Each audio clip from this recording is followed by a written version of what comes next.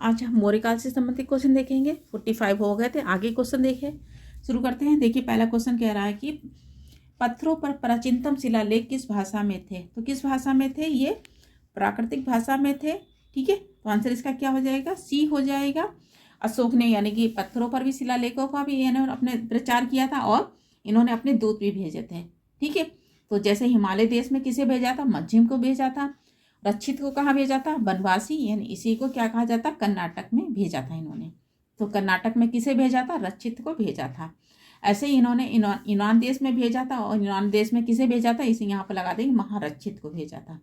किसे भेजा था? महारक्षित को भेजा था।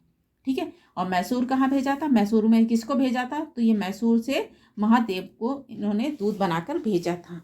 और मैसूर को उस समय क्या कहा जाता था? महिष मंडल कहा जाता था। ठीक है, तो पूछा जा रहा पत्थरों पर प्राचीनतम शिलालेख किस भाषा में थे। तो किस भाषा में थे? ये प्राकृतिक भाषा में थे। तो आंसर इसका सी हो जाएगा। देखिए नेक्स्ट क्वेश्चन कह रहा है ब्राह्मी लिपि का प्रथम उद्वाचन किस पर उत्कीर्ण अक्षरों से किया गया है। तो किस पर किया गया है? ये पत्थरों की पट्टियों पर किया गया था। तो आंसर इसका क्या हो जाएगा? ए हो जाएगा। देखिए नेक्स्ट क्वेश्चन कह रहा है अशोक के शिलालेखों को सर्वप्रथम किसने पढ़ा है। तो पढ़ा किसने है? जेम्स प्रिंसेप ने पढ़ा है। और कौन सा पढ़ा था? दिल्ली टोपरा पढ़ा था। और कब पढ़ा था? 1837 में पढ़ा था। ठीक है, कौन सा पढ़ा था? दिल्ली टोपरा पढ़ा था। तो आंसर इसका क्या हो जाएगा? सी हो जाएगा। देखिए भाई क्वेश्चन दे रहा है घुमा के अशोक के अभिलेखों को सर्वप्रथम किसने पढ़ा। ये ब्राह्मी लिपि को किसने पढ़ा? ये अशोक के शिलालेखों को पढ़ा किसने? ये दिल्ली टोपरा किसने पढ़ा? इस तरह से क्वेश्चन दे सकते हैं।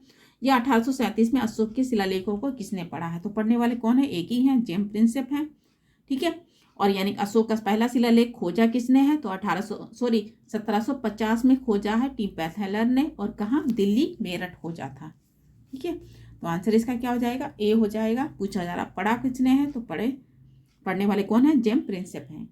देखिए नेक्स्ट क्वेश्चन कह रहा है भाई घुमा के ब्राह्मी लिपि को, ठीक है, सर्वप्रथम किसने पढ़ा। तो पढ़ने वाले एक ही हैं, कौन है? जेम्स प्रिंसेप हैं। डेट याद रखेंगे, 1837 में पढ़ा था इन्होंने। आंसर इसका डी हो जाएगा। देखिए नेक्स्ट क्वेश्चन कह रहा है कि अशोक के शिलालेखों को पढ़ने वाला प्रथम अंग्रेज कौन था। तो अंग्रेज कौन था? यही जेम्स प्रिंसेप थे। ठीक है, तो डेट याद रखेंगे, डेट पूछी जा सकती है, 1837 है।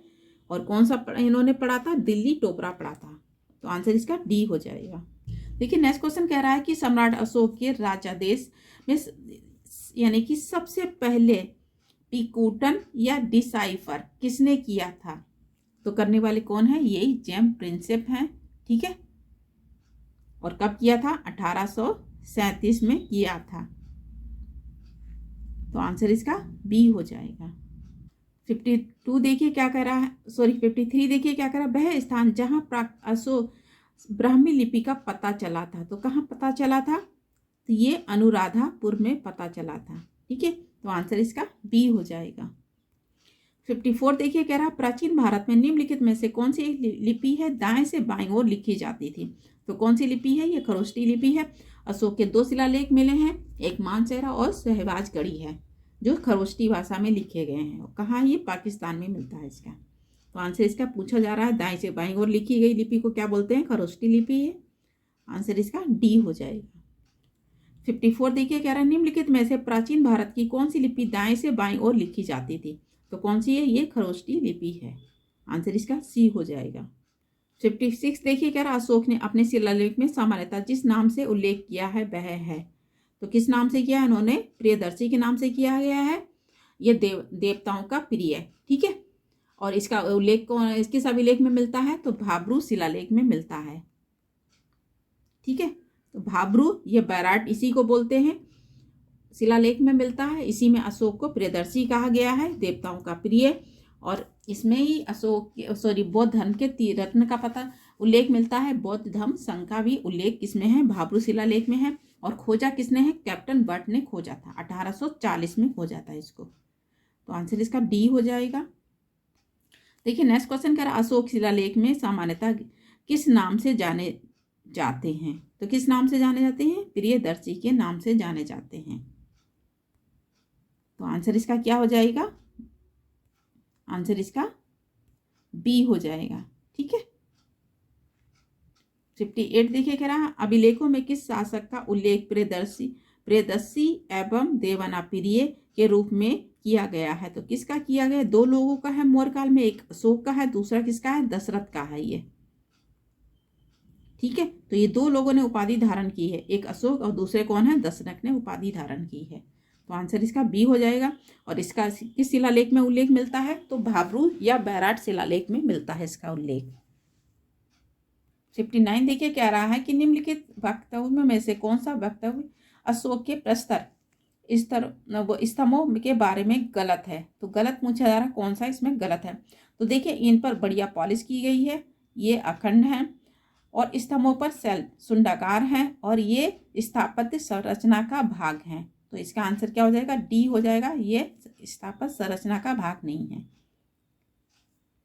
देखिए नेक्स्ट क्वेश्चन कह रहा है निम्नलिखित में से एक अशोक के व्यक्तिगत नाम से उल्लेख मिलता है। तो देखिए अशोक के कई यानी व्यक्तिगत नामों में मिलता है।